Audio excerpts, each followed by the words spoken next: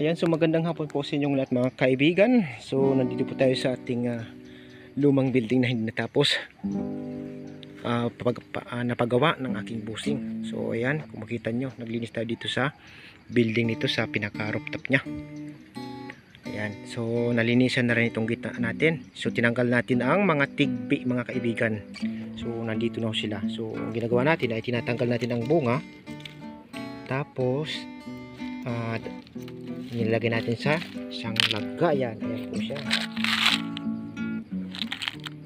Ayan. So tinanggal natin ang tigbi dito sa gitna mga kaibigan kasi pinupugaran ng mga kaibigan ng daga. Dito po yung ibang mga kaibigan. So tinanggal ho natin. So mamaya yung may mga tigbi kasi dito tayo na ibang puno nandun sa mga ibang paso na nakalagay. So yun ang itatanim ho natin dito mga kaibigan para hindi po mawalan ng panggitna lang naman. Tapos lalagyan lang natin dito ng citronella or tanglad mga kaibigan pati doon sa dulo para medyo maiba naman ang itsura. So masukal na kasi sa mga kaibigan sobra. So hindi ko na lang po pinakita sa video. So nandito po yung po siya, yung ating mga pinagdamuhan at pinagtanggalan. At dito na galing yan sa taas mga kaibigan sa ating tigbi mga kaibigan. So dyan po natin nilagay sa baba. Ayan. So tapusin lang po natin itong ating tatanggal ng buto galing sa katawan ng tigbi mga kaibigan. Tanggalin lang natin ang kanyang buto tapos magtatanim na po tayo dito ng tigbi din pero hindi na masyadong masukal kasi dumami po mga kaibigan ang tigbi kaya nagsukal ho siya, muntik nang madido yung ating mga halaman ho dito. Makita ho ninyo mga kaibigan, meron na naman po tayong bulaklak ng citronella. So mamaya na po yan mga kaibigan, ipakita po natin sa inyo. So dito muna tayo, tapusin ko lang po ito mga kaibigan ang aking pagtatanggal ng buto sa tigbi mga kaibigan. So tayo magkuha ng buto ng tigbi mga kaibigan. So nagtanim na rin tayo ng citronella, tanglad, tsaka itong tigbi na naman mga kaibigan. So ito po ang itsura ng tigbi mga kaibigan, yung kanyang puno. Para siyang mais pero di naman siya mais. Yan, so yan po ang kanyang bunga. So marami po ito kanina mga kaibigan dito. Kaso nga lang tinanggal lang natin. Tingnan nyo ito sa lupa mga kaibigan. Halos tigdi na po yan mga kaibigan. So dito tanglad din ho mga kaibigan. So nilinis po natin dito ang gitna kasi sobrang sukal na. Yan, dito po natin tinabak sa ilalim.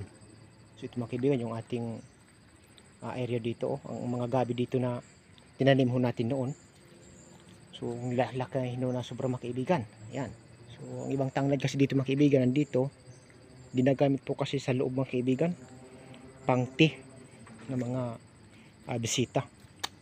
Kaya nagtanim ho ulit tayo. Kaso nga lang yung nandito sa loob kasi medyo matagal natin hindi naasikaso. Ngayon ulit tayo nakabalik ho dito. So dito mga kaibigan medyo masukal-sukal pa ha.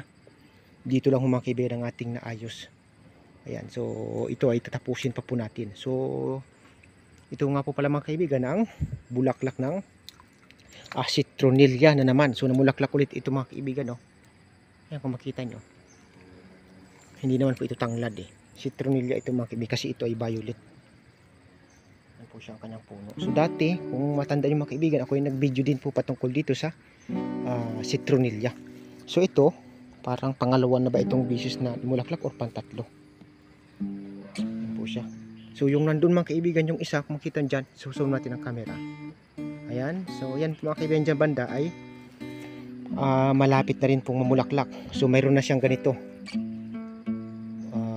tuhod, may tuhod na ho siya doon. So ito ang nauna. Ayan. So maraming salamat po sa inyo mga kaibigan. So yan lang po muna ang ating i-update sa ngayon. Naglinis tayo dito sa ating isang area. Tapos nangunga tayo ng mga buto ng tigbi. And then pantatlo ang bulaklak ng citronella. Ayan po siya. Ayan mga kaibigan. So maraming salamat po sa inyong lahat mga kaibigan. God bless us all.